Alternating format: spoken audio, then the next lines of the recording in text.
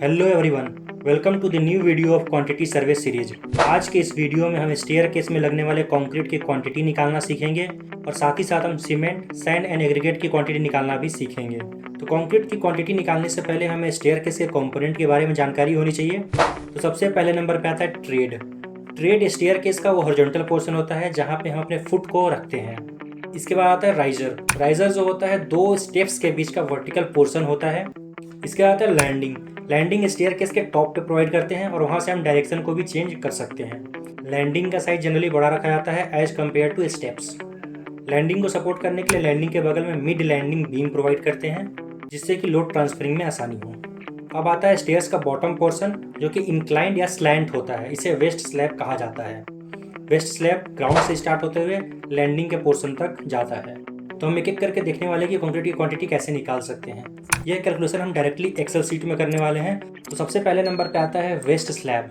Waste slab जो होता है वो इंक्लाइंड पोर्शन होता है हमारे स्टेयर्स का। वेस्ट स्लैब को अगर आप डायग्राम में देखेंगे तो यह जहाँ से स्टेयर्स स्टार्ट होता है वहाँ से लेकर के लैंडिंग के बॉटम तक होता है। अगर इसका क्वांटिटी निकालना है तो हमें इसे एक रेक्टेंगल कंसीडर करना पड़ेगा और उसके बाद इसकी क्वांटिटी कैलकुलेट करेंगे। साथ ही साथ अगर आप ध्यान से देखेंगे तो इसमें लास्ट में एक ट्रायंगुलर पोर्शन भी बच जाएगा जिसे हम स्टेप्स में कैलकुलेट करते हुए उसकी क्वांटिटी निकालेंगे। अब हम वेस्ट स्लैब हमारा स्लैंट है, स्लैंट मतलब इंक्लाइंड है। इसका हमें लेंथ निकालने के लिए यहाँ पे हम पाइथागोरस थ्योरम का यूज करेंगे। तो यहाँ पे हमें बेस अगर निकालना है तो हॉरिजॉन्टल डिस्टेंस पता होना चाहिए। इसके लिए हमारे पास ट्रेड वाला ऑप्शन है। जो ट्रेड है उसकी साइज 250 mm है और अगर हम नंबर ऑफ ट्रेड काउंट करेंगे तो यहाँ पे टोटल 1 2 3 4 5 6 7 8 एंड 9 ट्रेड निकल के आ रहे हैं। तो इन ट्रेड को हम 250 mm जो कि ट्रेड का साइज है उससे मल्टीप्लाई करेंगे तो हमारा बेस लेंथ या फिर हॉरिजॉन्टल लेंथ निकल के आ जाएगा। साथ ही साथ अगर हम वर्टिकल लेंथ के बारे में बात करेंगे तो जो हमारा वर्टिकल हाइट होगा वो riser into number of risers के निकल के आ जाएगा। तो यहाँ पे जो राइजर है टोटल 9 राइजर्स निकल के आ रहे हैं और राइजर का जो साइज है 150 mm का है। तो 150 इंटू 9 करने पे हमें वर्टिकल डिस्टेंस निकल के आ जा रहा है जो कि 1350 mm निकल के आ रहा है। तो यहाँ से हम इंक्लाइंड लेंथ कैलकुलेट कर सकते हैं पाइथागोरस थ्योरम से जो कि निकल के आया है 2629.93। तो यहाँ पे हम लेंथ में लिखने वाले हैं, मीटर में कंसिडर करेंगे तो 2.62 लिखने वाले हैं। अगर हम विड्थ के बारे में बात करें तो विड्थ यहाँ पे हमने अज्यूम किया 1200 mm का। तो यहाँ पे हम 1.2 mm का विड्थ लिखेंगे। साथ ही साथ अगर हाइट के बारे में बात करें तो वेस्ट स्लैब का थिकनेस है उसको हम हाइट मानेंगे। तो हमने यहाँ पे 150 mm का वेस्ट स्लैब का थिकनेस माना है। तो 150 mm को 0.15 मीटर लिख सकते हैं। तो जब हम इन चारों को मल्टीप्लाई करेंगे तो यहाँ पे 0.47 क्वांटिटी निकल के आता है वेस्ट स्लैब का। यहाँ पे मैंने फॉर्मूला लगाया है जिसके थ्रू ये निकल के आएगा। वेस्ट स्लैब निकलने के बाद हम यहाँ पे स्टेप्स की क्वांटिटी निकालने वाले हैं। स्टेप्स में पहले हमें नंबर ऑफ स्टेप्स काउंट करने होंगे। तो यहाँ पे 1 2 3 4 5 6 7 8 एंड 9 स्टेप्स निकल के आ रहे हैं। तो यहाँ पे टोटल 9 स्टेप्स हैं, लेकिन हमें ध्यान रखना है कि वेस्ट स्लैब हमने कैलकुलेट किया था तो यहाँ पे लास्ट में एक छोटा सा पोर्शन ट्रायंगल का बच गया था तो उसको भी एज एन स्टेप्स हम कंसीडर करेंगे। तो यहाँ पे अगर हम काउंट करें तो 9 हमारे स्टेप्स आ रहे हैं और एक एक्स्ट्रा ट्रायंगल जो वेस्ट स्लैब का पोर्शन है उसको हम कंसीडर करेंगे। यहाँ पर 10 हमने पुट किया है। इसके बाद आता है स्टेप्स की लेंथ क्या है। अब स्टेप्स की लेंथ जो है हमने 1200 mm अज्यूम किया था, यही लेंथ हमारे वेस्ट स्लैब का विड्थ भी था। तो यहाँ पे हमने 1.2 mm लिखा। इसके बाद आता है विड्थ। अब विड्थ में हमें देखना होगा किस हाइट को लेना है। तो स्टेप्स का जो विड्थ है वो ट्रेड के विड्थ के बराबर हम कंसीडर करेंगे। तो जो ट्रेड है हमारा 250 mm का है तो यहाँ पे हमने 0.25 mm मेंशन किया है। इसके बाद आता है हाइट। तो जो हाइट है वो राइजर के बराबर होगा तो 0.15 mm का राइजर हमने यहाँ पे माना है। यहाँ से निकल के आता है हमारा 0.23। अब ध्यान से समझने वाली बात है, स्टेप्स जो है एक ट्रायंगल के फॉर्म में है। तो यहाँ पर ट्रायंगल का जो एरिया होता है वो half into base into height होता है और अगर ट्रायंगल का वॉल्यूम होगा तो half into base into height into में लेंथ। तो यहाँ पे हमने नंबर था, नंबर इंटू लेंथ मल्टीप्लाई किया और फिर half into width into height किया। तो यहाँ से 0.23 निकल गया है। अगर आप इन चारों को डायरेक्टली मल्टीप्लाई कर देंगे तो 0.45 निकल गया जो डबल होगा इसके। तो हमें यहाँ पे ध्यान रखना है कि स्टेप्स जो है वो ट्रायंगुलर फॉर्म में है तो यहाँ पे ट्रायंगुलर के फॉर्मूले से ही निकलेगा स्टेप्स। इसके बाद बारी आती है लैंडिंग की। लैंडिंग जो होता है वो रेक्टेंगुलर इन शेप होता है। तो यहाँ पे जो लैंडिंग है हमने इसका नंबर लिखा है 1। तो लैंडिंग का जो हमारा विड्थ है उसको हम लोगों को देखना होगा 2 स्टेप्स के बराबर होगा और उसमें जो बीच में स्टेयर्स का गैप आता है उसके बराबर होगा। तो हमने यहाँ पे 1200 mm का स्टेयर्स का विड्थ माना है। तो यहाँ पे टोटल 2 स्टेयर्स आने वाले हैं, एक तो नीचे से ऊपर जाने के लिए और इसके ऊपर भी जाने के लिए एक और स्टेयर्स हम डालने वाले हैं। जो टोटल 2 स्टेयर्स मतलब 1200 इस साइड का स्टेयर्स, 1200 अदर साइड का स्टेयर्स, टोटल 2400 हो जाएगा ये।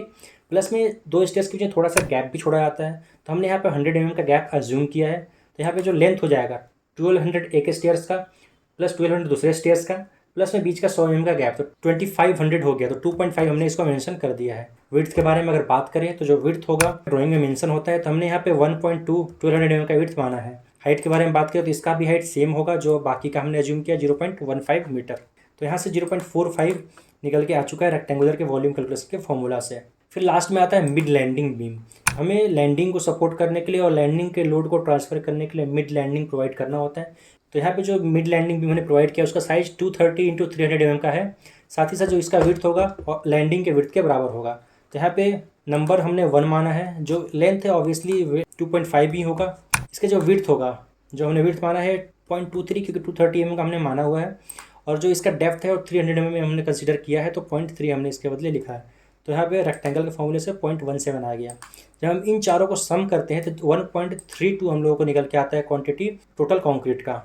इसके बाद यहाँ पे ग्रेड ऑफ कंक्रीट मेंशन करने वाला है। तो यहाँ पे हमने M20 ग्रेड कंसीडर किया है। तो इसमें सीमेंट 1, सैंड 1.5 का होता है, और जो कोर्स एग्रीगेट है वो 3 का होता है। तो इसका जो समेशन होता है 5.5 निकल के आता है। अब हम इन सभी वैल्यूज़ को पुट करने वाले हैं इस एक्सेल शीट में, जहाँ से हमें सीमेंट, सैंड, एग्रीगेट की क्वांटिटी निकलने वाली है। सबसे पहले हमने यहाँ पे प्रोपोर्शन ऑफ कंक्रीट में समेशन ऑफ M20 ग्रेड लिखा है, जो कि 5.5 निकला था। डेंसिटी ऑफ सीमेंट हमें पता है 1440 kg पर metre cube. Weight of 1 bag of cement हमने 50 kg रखा है यहाँ पे। इसके बाद हमें वेट वॉल्यूम हमने ऑलरेडी निकाला, 1.32 क्यूबिक मीटर निकल के आया था। ड्राई कोफिशिएंट क्या यूज होगा यहाँ पे, तो यहाँ पे हम लोग कंक्रीट बना रहे हैं, तो कंक्रीट का जो ड्राई कोफिशिएंट होता है 1.54 का होता है। ड्राई कोफिशिएंट बेसिकली हम जब भी सीमेंट एंड एग्रीगेट को मिक्स करते हैं वो ड्राई स्टेट में होता है, इसलिए हमें ड्राई कोफिशिएंट कंसीडर करना पड़ता है। इसके बाद ड्राई वॉल्यूम ऑफ कंक्रीट जो निकल के आया, मल्टीप्लाई करने के बाद dry coefficient into weight volume 2.03 निकल के आया है। अब हम बात करने वाले हैं कि सीमेंट की क्वांटिटी कैसे निकालेंगे। तो सीमेंट की क्वांटिटी निकालने के लिए हमने wet volume of concrete multiplied by part of cement multiplied dry coefficient divide by sum of ratio किया है। तो यहाँ पे 1.32 into 1 part of cement into 1.54 divided by 5.5, तो यहाँ से 0.37 मीटर क्यूब का वॉल्यूम ऑफ सीमेंट निकल के आया है। बट सीमेंट को हम लोग बैग्स में मंगाते हैं, तो इसके लिए हमने डेंसिटी से मल्टीप्लाई किया है और वेट से डिवाइड किया है, तो 11 बैग ऑफ सीमेंट निकल के आया है। अब हम बात करें अगर सैंड की क्वांटिटी निकालने के लिए, तो wet volume of concrete multiply by part of sand multiply dry coefficient multiply 35.30। ये 35.30 जो है वो मीटर क्यूब से क्यूबिक फीट में चेंज करने के लिए फैक्टर यूज किया गया है।